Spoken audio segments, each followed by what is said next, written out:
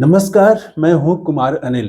Doctor Bhimrao Ambedkar की पुस्तक बुद्ध और उनका धम्म, इस पर आधारित 103वीं कड़ी लेके मैं आपके सामने उपस्थित हूँ। आज हम बात करेंगे कि अगर किसी के कारण किसी की हानि हो जाए तो लोग क्या करते हैं? लोग केस मुकदमा कर देंगे, उससे बातचीत बंद कर देंगे, झगड़ा हो जाएगा, उसके प्रति अहित हो जाए उसका ये सोचेंगे, उसका कुछ नुकसान हो जाए ये कल्पना करेंगे। इसी कल्पना में कई लोग तो साजिश भी करने लगते हैं कि उसका नुकसान हो जाए, चूँकि उसके कारण मेरा नुकसान हुआ है। तो हम इतिहास में देखेंगे, पौराणिक कथाओं में देखेंगे तो कई ऐसे लोगों ने श्राप दे दिए हैं कि जाओ मेरे साथ जो तुमने किया है वो ही तुम्हारे साथ भी ऐसा होगा। तो श्राप देते हैं लोग, वो उसका नुकसान चाहते हैं। लेकिन तथागत ने ऐसा किसी को श्राप नहीं दिया। राजा, बहुत सारे राजा उनके शिष्य थे, राजा उनके शुभचिंतक थे। किसी राजा से भी शिकायत नहीं की जिसके कारण नुकसान हुआ, तथागत बीमार पड़े तो उसके प्रति भी अंतिम सांस लेते समय उनके मन में कोई ऐसा कुछ नहीं था, बल्कि उसकी भी भलाई के लिए वो सोच रहे थे। आज हम इसकी बात करेंगे और आनंद को उन्होंने दो काम सौंपे। अंतिम सांस लेने से पहले उन्होंने दो काम आनंद को सौंपे। तो वो कौन से काम थे, इसकी चर्चा आज हम करेंगे। तो हम लोग बात कर रहे थे कि तथागत जो है वो कुशीनारा के साल वन में थे, उपवन या बगीचा जो आप कहिए।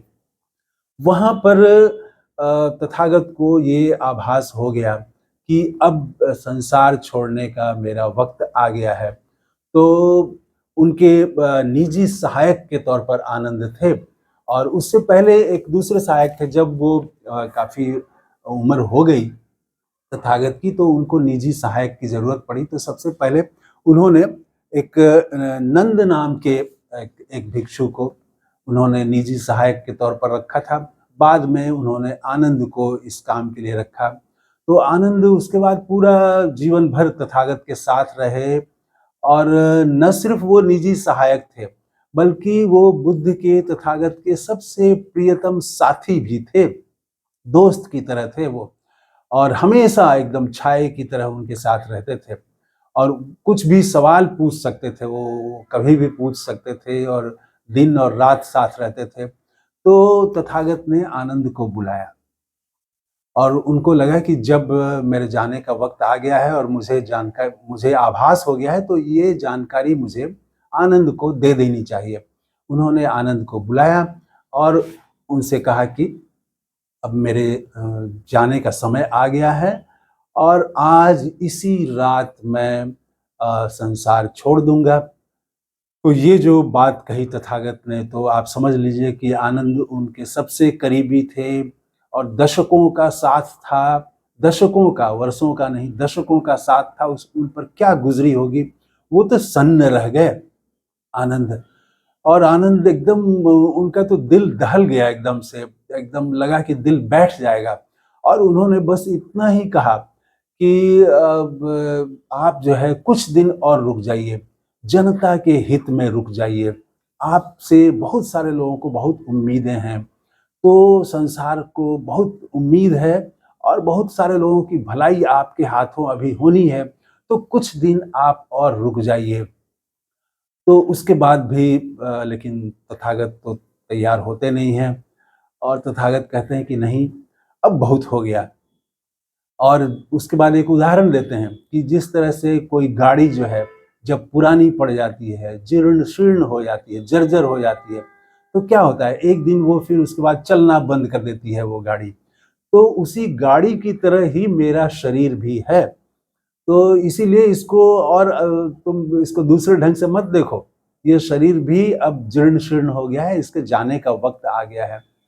तो तथागत ये कहते हैं। उसके बाद वो वहां से, आनंद वहां से चुपचाप सिर झुकाए हुए, उनका तो हिल गए हैं वो भीतर से, वहां से वो चले जाते हैं।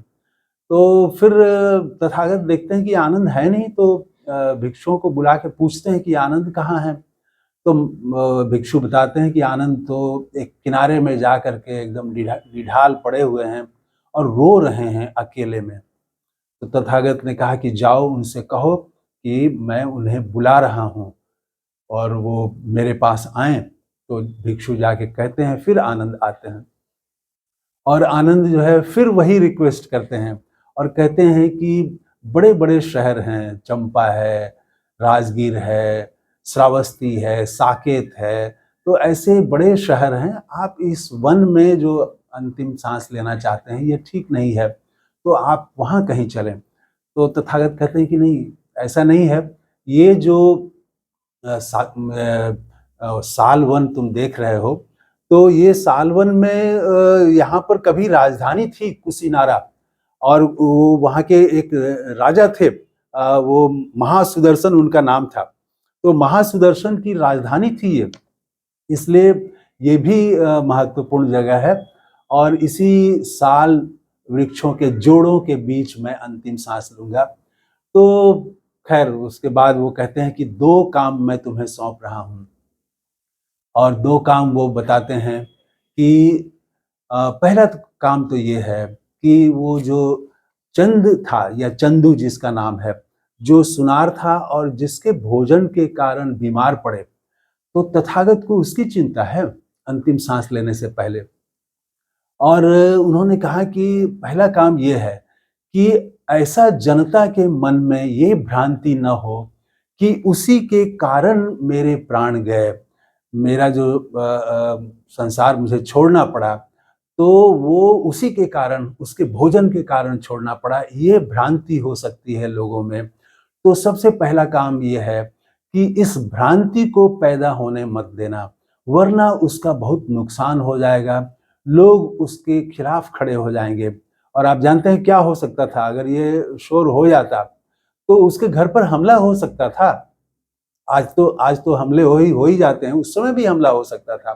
तो उसकी चिंता थी तथागत को और उन्होंने कहा कि जो है वो ये पहला काम यही है कि उसके खिलाफ कोई भ्रांति न फैले, कोई इस तरह का अफवाह न फैले कि उसी के कारण मुझे ये अंतिम सांस लेने पड़े हैं। तो चुंद नाम था उसका, कहीं चंदू भी मिलता है। तो पहली उनकी चिंता ये है। आमतौर से होता क्या, लोग अगर किसी के कारण ऐसा वो होता तो वो श्राप दे देते हैं। किसी राजा के यहाँ शिकायत कर सकते थे तथागत और राजा तो उसको भयानक दंड देता, मृत्यु दंड मिल जाता उसको। लेकिन उसके लिए, वो चुंद के लिए मृत्यु दंड की आकांक्षा नहीं थी अंतिम सांस लेने से पहले, और उसके लिए कोई श्राप भी नहीं दिया, बल्कि उसके भी भले के लिए सोच रहे थे तथागत। ये यहाँ पर सीखने वाली बात है, समझने वाली भी बात है कि उसके प्रति अहित। हम तो देखते हैं कि ऐसी भी कहानी है कि अनजाने में अगर मार दिया गया, तीर मार दिया और उसके बेटे को लग गया, तो उन्होंने श्राप दे दिया कि जैसे मेरे बेटे को तुमने तीर मारा है और मैं विलाप कर रहा हूं, वैसे ही एक दिन तुम्हारे साथ भी होगा। तो इस तरह से कोई श्राप नहीं दिया, उसके भी बल्कि भले की बात सोची। तो पहला टास्क जो है, पहला काम आनंद को तथागत ने ये सौंपा और दूसरा काम उन्होंने ये सौंपा कि मल्लों को जाके सूचित कर दीजिए कि मल्ल जो हैं वो उनको बता दीजिए कि आज ही की रात मैं महापरिनिर्वाण ले रहा हूँ।